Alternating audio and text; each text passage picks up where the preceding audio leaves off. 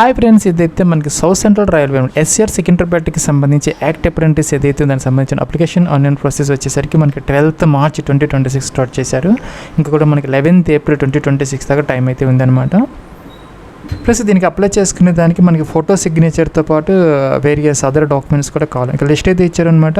SSC 10th class mark sheet, అలాగే date of birth proof, ఐటీకి సంబంధించినటువంటి కన్సాలిడేటెడ్ మార్క్ షీట్, అలాగే ఎన్సీవీటీ ఎస్సీవీటీకి సంబంధించినటువంటి సర్టిఫికేట్ అనమాట. ఇంకా RD80 రిజిస్టర్ అంటే ఈ యాప్స్లో తప్పనిసరిగా మీరు 100% ప్రొఫైల్ కంప్లీట్ చేసుకొని ఆ ప్రొఫైల్ అనేది ఇక్కడ అప్లోడ్ అయితే చేసుకోవాలన్నమాట. అలాగే మన కేటగిరీ సర్టిఫికేట్, దాంతోపాటు అదర్ డాక్యుమెంట్స్ ఏదైతే ఉన్నాయో ఎడ్యుకేషన్ క్వాలిఫికేషన్స్ అవన్నీ కూడా మనం అప్లోడ్ అయితే చేసుకోవాలన్నమాట. ఇంకా ఫీజుకి సంబంధించి SC ST అలాగే ఫీమేల్ క్యాండిడేట్స్ అలాగే PWD క్యాండిడేట్స్కి వీళ్ళవరకు ఫీజు లేదనమాట. సో రిమైనింగ్ క్యాండిడేట్స్ ఎవరైతే ఉన్నారో వాళ్ళైతే 100 రూపీస్ ఆన్లైన్లో అయితే పే చేసుకునే అవకాశం అయితే ఉంటుంది అనమాట. ఇవన్నీ చదువుకోవచ్చు అనమాట. ఇక్కడైతే మొదట మనం రిజిస్టర్ అయితే అవ్వాలి. ఇక్కడ ఏంటంటే మనం పర్మనెంట్ రెసిడెంట్ స్టేట్ అయితే సెలెక్ట్ చేసుకోవాలి. మీ యొక్క పర్మనెంట్ రెసిడెంట్ స్టేట్ ఏదైతే ఉందో యాజ్ పర్ ఆధార్ కార్డు ప్రకారం సెలెక్ట్ అయితే చేసుకోవాలన్నమాట. మనం ఇక్కడ నోటిఫికేషన్ చూసుకున్నట్టయితే కనుక ఇక్కడ మనకి తెలంగాణకు సంబంధించి ఆల్ డిస్ట్రిక్ట్స్ అందరూ కూడాను దీనికి ఎలిజిబుల్ అయితే అవుతారనమాట. ఇంకా ఆంధ్రప్రదేశ్కి సంబంధించి కూడా అందరూ ఎలిజిబుల్, కాకపోతే మనకి మన్యం అలాగే శ్రీకాకుళం అలాగే విజయనగరం డిస్ట్రిక్ట్కి సంబంధించి కాకుండా రిమైనింగ్ అందరూ కూడా దీనికి ఎలిజిబుల్ అయితే అవుతారు. దీంతోపాటు మహారాష్ట్ర, కర్ణాటక, తమిళనాడులోని ఈ యొక్క డిస్ట్రిక్ట్స్ వాళ్ళు కూడా దీనికి ఎలిజిబుల్ అయితే అవుతారనమాట. సో దాని ప్రకారం ఏంటంటే మీ యొక్క పర్మనెంట్ రెసిడెంట్ స్టేట్ ఏదైతే ఉందో, మీరు ఎక్కడైతే బార్న్ అయ్యారో, ఎక్కడైతే మీ పర్మనెంట్ ఉన్నారో ఆ యొక్క స్టేట్ ఏదైతే ఉందో ఆంధ్రప్రదేశ్, తెలంగాణ ఏంటనేది సపోజ్ ఇలాగా సెలెక్ట్ అయితే చేసుకోండి. ఇంకా డిస్ట్రిక్ట్ అనమాట. ఇందాక చెప్పినట్టుగా మనకి ఆంధ్రప్రదేశ్ నుంచి ఆ 3 డిస్ట్రిక్ట్స్ తప్ప మిగతా వాళ్ళందరూ ఎలిజిబుల్ అనమాట. అలాగే తెలంగాణకు సంబంధించి అందరూ కూడా ఎలిజిబుల్ అవుతారు అనమాట. సో అన్ని డిస్ట్రిక్ట్స్ అయితే వస్తున్నాయి అనమాట. ఇక్కడ మీరు సెలెక్ట్ అయితే చేసుకోవచ్చు మీ యొక్క డిస్ట్రిక్ట్ అనమాట. పర్మనెంట్ డిస్ట్రిక్ట్ అలాగే మీ యొక్క పర్మనెంట్ రెసిడెన్షియల్ స్టేట్ ఈ రెండు సెలెక్ట్ చేసుకున్న తర్వాత ఇక్కడ ఏంటంటే మనం అప్పుడు అడ్రస్ ప్రూఫ్ కోసం మన ఆధార్ కార్డు కానీ ఏదో ఒకటి మనకి అప్లోడ్ అయితే చేసుకోవాలి. 1 MB వరకు ఎలా అయితే చేస్తారు. అలాగే 10th క్లాస్ సర్టిఫికేట్ ప్రకారం మీ యొక్క ఫుల్ నేమ్ అనమాట ఇక్కడ ఎంటర్ అయితే చేసుకోవాలన్నమాట. ఇలాగా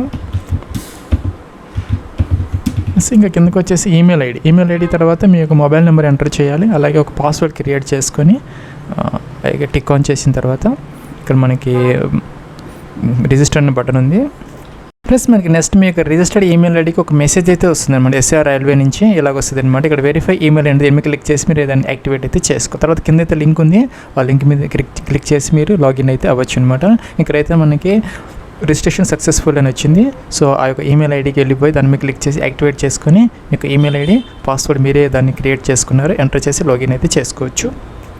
ప్లస్ నెక్స్ట్ ఇలా వచ్చిందనమాట. ఇక్కడ వెరిఫికేషన్ స్టేటస్ ఈమెయిల్ వెరిఫైడ్ అని వచ్చింది. ఇక్కడ కంటిన్యూ అప్లికేషన్ అనేది ఏమి క్లిక్ అయితే చేయాలి.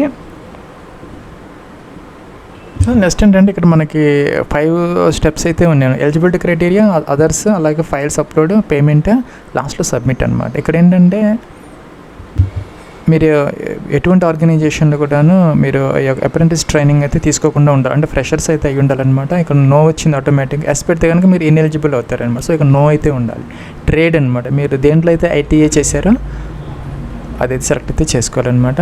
సో దాంట్లో మాత్రమే మీకు ఆ యొక్క ట్రైనింగ్ అయితే ఇవ్వడం జరుగుతుంది. 1 సంవత్సరం పాటు మీకు స్టైఫెండ్ కూడా ఇవ్వడం జరుగుతుంది. సపోజ్ మీరు కనుక ఫెడరల్ కనుక సెలెక్ట్ చేసుకుని దానికి సంబంధించినటువంటి వేకెన్సీస్ మనకి ఏ యూనిట్స్లో ఉన్నాయి అవి అయితే వస్తాయి అన్నమాట. మీరు దాన్ని ప్రయారిటైజ్ అయితే చేసుకోవచ్చు అనమాట. సపోజ్ నేను ఫెటర్ ఇస్తే మనకి ఇక్కడ అన్నీ వచ్చాయి. గుంటూరు, విజయవాడ డివిజన్, అలాగే గుంతకల్లు అన్నీ కూడా వచ్చాయి, చూసుకోవచ్చు అనమాట జాగ్రత్త. అలాగే హైదరాబాద్, సికింద్రాబాద్, రాజమండ్రి అన్నీ ఉన్నాయి అనమాట. సో అలాగే మీరు కనుక కోపా ఇస్తే కానీ దానికి సంబంధించిన డిపార్ట్మెంట్స్ అన్నీ కూడా వస్తాయి. మన ఎలక్ట్రికల్ అలాగే మెకానికల్ అన్నీ వచ్చాయి అనమాట. అలాగే ఇంకా వేరే ఏదైతే ఉంది డీజిల్ మెకానిక్ సంబంధించి సివిల్ డిపార్ట్మెంట్, ఎలక్ట్రికల్ డిపార్ట్మెంట్ ఇవన్నీ వచ్చాయి అనమాట. దానికి సంబంధించినటువంటి ఏ యొక్క యూనిట్లో ఆ యొక్క వేకెన్సీస్ ఉన్నాయి. సపోజ్ విజయవాడ ఏంటనేది, సపోజ్ విజయవాడ కావాలంటే విజయవాడ సెలెక్ట్ చేసుకుని యాడ్ అంటే ఇటువైపుకి వస్తుంది అనమాట. సో దీని మీద సెలెక్ట్ చేసుకుని రిమూవ్ అంటే రిమూవ్ అయిపోతుంది అనమాట. సో మళ్ళీ మీరు సెలెక్ట్ అయితే ఇలాగ చేసుకోవచ్చు అనమాట. ఫ్రెండ్స్ ఇక్కడ ఏంటంటే కింద 2 బటన్స్ ఉన్నాయి అనమాట. ఏంటంటే మన సపోజ్ ఇక్కడ హైదరాబాద్ డివిజన్కి మీరు మొదటి ప్రిఫరెన్స్ ఇవ్వాలనుకుంటే దీని మీద క్లిక్ చేస్తూ ఉంటే అది పైకి వచ్చేస్తుంది అనమాట. సో మీరు వద్దనుకుని కిందకి రావాలనుకుంటే దేని కిందకి బటన్ కనుక ఇది యారో మార్క్ కిందకి ఉంది, ఇది క్లిక్ చేసి కిందకి వస్తుంది. ఫస్ట్ ఏం చేయాలంటే మీ యొక్క ట్రేడ్ దేంట్లో అయితే ITA చేశారో అది సెలెక్ట్ అయితే చేసుకోవాలి. చేసుకున్న తర్వాత ఏం చేయాలంటే మీరు ఆ యొక్క లొకేషన్ ఏదైతే ఉందో ఆ లొకేషన్స్ అన్నీ కూడా యాడ్ అనాలి. అన్నీ కూడా లొకేషన్స్ అన్నీ కంప్లీట్గా ఇటువైపుకి తెచ్చుకోవాలన్నమాట. అంటే లెఫ్ట్ సైడ్ నుంచి రైట్ సైడ్కి తెచ్చుకున్న తర్వాత మీకు దేంట్లో ప్రిఫరెన్స్ కావాలనుకుంటే దానికి ప్రయారిటీ. సపోజ్ మీకు ఇక్కడ అలా కూడా ఉంది, దీనికి ఇవ్వాలనుకుంటే మొదటి ప్రిఫరెన్స్ ఇలాగా క్లిక్ చేసుకుని పైకి వచ్చేస్తుంది. లేదు మనకి కిందకి రావాలి అనుకుంటే కిందకి వస్తుంది. ఈ విధంగా అన్ని సెట్ చేసుకోవచ్చు అనమాట మీరు. సో ఇది నెక్స్ట్ ఏంటంటే వార్డ్ ఆఫ్ ఎక్సర్విస్మెన్ లేదంటే సర్వీస్ డిఫెన్స్ పర్సన్ ఎవరైతే దానికి సంబంధించినటువంటి చిల్డ్రన్ ఎవరైనా అప్లై చేస్తారంటే వాళ్ళు టిక్ ఆన్ చేసుకో, లేకపోతే దాన్ని వదిలేసుకోవచ్చు అనమాట. ఇంకా పీడబ్ల్యూడీ క్యాండిడేట్స్ ఎవరైనా ఉంటే వాళ్ళు మాత్రం టిక్ చేయాలి, లేకపోతే దాన్ని టిక్ ఆఫ్ చేసేస్తే సరిపోతుంది. మనం ఏం చేయనవసరం అనేది ఆఫ్ అయ్యి ఉందన్నమాట. జెండర్ మీరు male female both are eligible అని. కమ్యూనిటీ అంటే కేటగిరీ, మీ కేటగిరీ ఏంటి అనేది ఇక్కడ సెలెక్ట్ అయితే చేసుకోవాలి. డేట్ ఆఫ్ బర్త్ అనమాట. క్యాలెండర్ అయితే ఇచ్చారు, దీని నుంచి మొదట ఇయర్ సెలెక్ట్ అయితే చేసుకోవాలి. ఇయర్ అనమాట. ఇయర్ సెలెక్ట్ చేసుకుని మంత్ సెలెక్ట్ చేసుకుని తర్వాత డే అనేది మనం సెలెక్ట్ అయితే చేసుకోవాలన్నమాట. దీనికి సంబంధించింది అంటే మనకి UREWS క్యాండిడేట్స్కి ఇక్కడ 2 డేట్స్ అయితే ఇచ్చారు. ఈ 2 డేట్స్ మధ్య కనుక మీరు బారన్ అయ్యి ఉంటే మీకు సరిపోతుంది. అంటే 11th April 2002 అలాగే 11th April 2011 అనమాట. ఈ 2 డేట్స్ మధ్య కనుక మీరు బారన్ అయ్యి ఉంటే సరిపోతుంది. అలాగే చూసుకుంటే మనకి ఓబీసీ ఎన్సీల వాళ్ళకి సంబంధించి 1999 2011, అలాగే SC ST క్యాండిడేట్స్కి సంబంధించి 1997 2011 అనమాట. అలాగే పీడబ్ల్యూడీ క్యాండిడేట్స్కి సంబంధించి కూడా ఇక్కడ 2 డేట్స్ అయితే ఇచ్చారు. ఆ 2 డేట్స్ మధ్య కనుక మీ యొక్క DOB ఉంటే సరిపోతుంది. జనరల్గా ఏంటంటే మనకి 15 to 24 ఇయర్స్ మధ్య అనమాట. కట్ ఆఫ్ డేట్ వచ్చేసరికి 11th April 2026. దానికి అదనంగా SC ST వాళ్ళకి 5 years, OBC NC వాళ్ళు 3 years, అలాగే పీడబ్ల్యూడీ క్యాండిడేట్స్ 10 years మనకి ఏజ్ రిలాక్సేషన్స్ అనేవి అప్లికబుల్ అయితే అవుతాయి అనమాట. సో ఇక్కడ దాని ప్రకారం మీరు సెలెక్ట్ అయితే చేసుకోవాలన్నమాట. ఇంకా 10th క్లాస్ అనమాట. 10th క్లాస్కి సంబంధించినటువంటి డీటెయిల్స్ అయితే ఇక్కడ ఎంటర్ అయితే చేసుకోవాలన్నమాట. బోర్డు మీరు ఏ బోర్డు చదువుకున్నారు, CBSEనా లేకపోతే స్టేట్ బోర్డు అనేది. ఇయర్ ఆఫ్ పాసింగ్ అనమాట. మీరు ఏ ఇయర్లో పాస్ అయ్యారో, మ్యాక్సిమం మార్క్స్ ఎంత, అలాగే మీకు వచ్చినటువంటి మార్క్స్ ఎంత ఇక్కడ మెన్షన్ చేయాలి. పర్సంటేజ్ ఆటోమేటిక్గా అయితే వస్తుంది. ఇది మాత్రం చాలా జాగ్రత్తగా ఎంటర్ అయితే చేసుకోవాలి. GPA మోల్డ్ ఎవరైనా ఉంటే కనుక ఇక్కడ GPA అనేది ఎంటర్ అయితే చేసుకోవాలి. ప్లస్ మన 10th క్లాస్లో మినిమం అయితే 50% తప్పనిసరిగా వచ్చి ఉండాలన్నమాట. ప్లస్ ఎవరైనా GPA వాళ్ళంటే GPA ఎంటర్ చేసేస్తే పర్సంటేజ్ ఆటోమేటిక్గా వస్తుంది అనమాట. మీరు మార్క్స్ అయితే మార్క్స్, GPA అయితే GPA ఎంటర్ అయితే చేసుకోవచ్చు. ఇంకా ITA ట్రేడ్ అనేది ఆటోమేటిక్గా వస్తుంది. మీరు అక్కడ ఏదైతే సెలెక్ట్ చేసుకొని ఇక్కడికి వస్తారో అది ఆటోమేటిక్గా వస్తుంది. ప్లస్ ITAకి సంబంధించి NCVTనా SCVTనా సెలెక్ట్ అయితే చేసుకోవాలి. ఇయర్ ఆఫ్ పాసింగ్ మీరు ఏ ఇయర్లో పాస్ అయ్యారు ఏంటంటే, తర్వాత మ్యాక్సిమం మార్క్స్ ఎంత, మీకు వచ్చిన మార్క్స్ ఏంటి, పర్సంటేజ్ అని ఆటోమేటిక్గా వస్తుంది అనమాట. సో ఫీజు ఉన్న వాళ్ళైతే 100 రూపీస్ పే చేయాలి, లేని వాళ్ళకి ఎగ్జామ్షన్ అనేది వస్తుంది అనమాట. సో ఇక్కడ ఏంటంటే సేవ్ అండ్ కంటిన్యూ అయితే మీరు చేసుకోవచ్చు. Plus second stage of application process అనమాట. నేమ్ అయితే ఆటోమేటిక్గా వచ్చింది, మీకు ఫాదర్స్ నేమ్ ఎంటర్ చేసుకోవాలి 10th క్లాస్ మార్క్స్ మెమోస్ ప్రకారం. అలాగే నెక్స్ట్ అంటే ఇండియన్ ఆటోమేటిక్గా వచ్చింది. ఆధార్ కార్డు స్టార్ మార్క్ లేదు అయినా కూడా మీరు ఆధార్ కార్డు నెంబర్ కానీ లేదంటే ఆధార్ ఎన్రోల్మెంట్ నెంబర్ కానీ తప్పనిసరిగా ఎంటర్ అయితే చేసుకోవాలన్నమాట. అలాగే విజిబుల్ ఐడెంటిఫికేషన్ మార్క్స్ అంటే మోల్స్ అనమాట. సో మోల్స్ 1 మోల్స్ 2 ఎంటర్ అయితే చేసుకోవాలన్నమాట. ఇక్కడ ఏంటంటే నెక్స్ట్ ఇక్కడ కమ్యూనికేషన్ అడ్రస్ అనమాట. Door number, flat number, complete address, street, district, Andhra దానికి సంబంధించిన స్టేట్ అన్నీ కూడా ఎంటర్ చేసుకుని పిన్ కోడ్ ఎంటర్ చేయాలి. సపోజ్ ఇలా అనమాట ఎంటర్ చేసేస్తే తర్వాత ఏంటంటే RDAT రిజిస్ట్రేషన్ ఎస్ అని పెట్టుకోవాలి.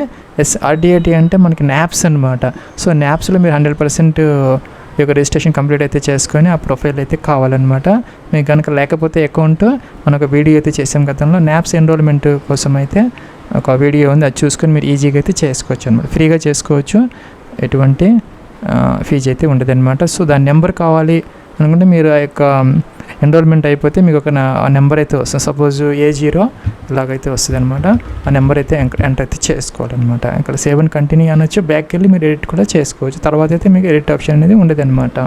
నెక్స్ట్ ఏంటంటే ఇక్కడ అప్లోడ్స్ సెక్షన్ అనమాట. ఇక్కడ ఏంటంటే please select your SSC and ITA document type first and click save and continue to document upload. First ఏంటంటే మీరు ఇక్కడ 10th class mark sheet select చేసుకొని సేవ్ అండ్ కంటిన్యూ అని చెప్పేసి అది అప్లోడ్ చేయాలి. నెక్స్ట్ ఏంటంటే ఈ యొక్క SS సర్టిఫికేట్ సెలెక్ట్ చేసుకొని దీని మీద క్లిక్ చేసి అప్లోడ్ చేయాలి. తర్వాత ITA అలాగే సెలెక్ట్ చేసుకొని ఇది క్లిక్ చేసి అప్లోడ్ అయితే చేయాలన్నమాట. ఇక్కడ ఏంటంటే మనకి PDF కానీ JPG కానీ PNG కానీ 2 MB వరకు మనకి ఎల్లో అయితే చేస్తారు. ప్లస్ ఇక్కడ ఏంటంటే చిన్న ఇది ఉందన్నమాట. ఏంటంటే మన ఒక్కొక్కటి సెలెక్ట్ చేసుకోవడం కాదనమాట. ఫస్ట్ ఏంటంటే ఇక్కడ SSC 10th class mark sheet, ITA mark sheet ఇలా ఇదొకటి ఈ రెండు కనుక ఫస్ట్ రోలో ఫస్ట్ది, దీంట్లో ఫస్ట్ ఈ రెండు సెలెక్ట్ చేసుకొని దీని మీద క్లిక్ చేస్తే ఇలా వచ్చిందనమాట కింద స్టేటస్ అని చెప్పేసి. ఫోటోగ్రాఫ్ తప్పనిసరిగా అప్లోడ్ చేయాలి. బ్రౌజ్ అని చెప్పేసి ఫైల్ సెలెక్ట్ చేసుకోవాలి. అప్లోడ్ అంటే అప్లోడ్ అవుతుంది అనమాట. అలాగే signature, browse and file select చేసుకోవాలి, అప్లోడ్ చేయాలి. ఆధార్ కార్డు మ్యాండేటరీ, ఇవన్నీ మ్యాండేటరీ అని తప్పనిసరిగా మనం అప్లోడ్ చేయాలి. అంటే 10th class mark sheet, ITI mark sheet, RDAT registration form అంటే మనకి న్యాప్స్ అనమాట. న్యాప్స్లో లాగిన్ అయిపోయిన తర్వాత కంట్రోల్ P అంటే మీకు అది వస్తుంది, దాన్ని డౌన్లోడ్ చేసుకొని అప్లోడ్ అయితే చేసుకోవచ్చు అనమాట. ఇంకా ఓబీసీ కానీ SC/ST కానీ EWS సంబంధించిన కేటగిరీ సర్టిఫికెట్ ఇవన్నీ అప్లోడ్ చేయాలి. ఇంకా ఇక్కడ మనకి కంప్లీట్ అప్లోడ్ సెక్షన్ దీన్ని క్లిక్ అయితే చేసుకోవాలి. ఫ్రెండ్స్ ఇక్కడ అప్లోడ్ చేసిన తర్వాత ఇక్కడ అప్లోడెడ్ అని వస్తుంది అనమాట. అప్లోడెడ్ అని చెప్పేసి ఇక్కడ వ్యూ చూసుకోవచ్చు. ఏదైనా మీరు రాంగ్ అనుకుంటే డిలీట్ చేసుకుని మళ్ళీ కూడా అప్లోడ్ అయితే చేసుకోవచ్చు అనమాట. ఇక్కడ ఏంటంటే మన ఓబీసీకి సంబంధించి ఇక్కడ ఓబీసీ యొక్క సర్టిఫికేట్ అప్లోడ్ చేసుకోవాలి. అలాగే NCL ఉంటుంది అనమాట, NCL సర్టిఫికేట్, అలాగే సెల్ఫ్ డిక్లరేషన్ అంటే మనకి ఎనెక్జ్యూర్ D అనమాట. అలాగే ఎనెక్జ్యూరు అంటే మీ ఎనెక్జ్యూర్ C అండ్ D అనమాట. అలాగే చూసుకుంటే మనకి EWS క్యాండిడేట్స్కి సంబంధించి ఎనెక్జ్యూర్ E అవి అయితే మనం అప్లోడ్ అయితే చేసుకోవాలి. ప్లస్ ఇక్కడ నెక్స్ట్ బ్యాక్ ఉందన్నమాట. బ్యాక్లో ఎడిట్ చేసుకోవచ్చు, లేదా అన్నీ ప్రాపర్గా ఉన్నాయి అనుకుంటే ప్రొసీడ్ టు పేమెంట్ అనేది పేమెంట్ అయితే చేసుకోవాలి. ప్లస్ ఇక్కడ పే నవ్ అని ఉంది. ఫీజు పే చేసిన తర్వాత ఇక్కడ మీకు ఒక రిఫరెన్స్ నెంబర్ వస్తుంది, ఇక్కడ ఎంటర్ అయితే చేయాలి. అలాగే ఒక స్క్రీన్ షాట్ లేదంటే రిసిప్ట్ ఏదైతే ఉందో ఇక్కడ అప్లోడ్ చేయాలి. JPGలో కానీ PDFలో కానీ 1 MB వరకు అనమాట. ఇక్కడ అప్లోడ్ చేసిన తర్వాత నెక్స్ట్ ఇక్కడ మనకి ఫైనల్ సబ్మిట్ అయితే చేసుకోవచ్చు. అలాగే మన ఫీమేల్ క్యాండిడేట్స్, SC/ST క్యాండిడేట్స్ వీళ్ళ వరకు ఫీజు లేదు కాబట్టి వాళ్ళకి స్టెప్ ఉండదు, డైరెక్ట్గా అప్లికేషన్ ఫామ్ అనేది మీరు సబ్మిట్ అయితే చేసుకోవచ్చు.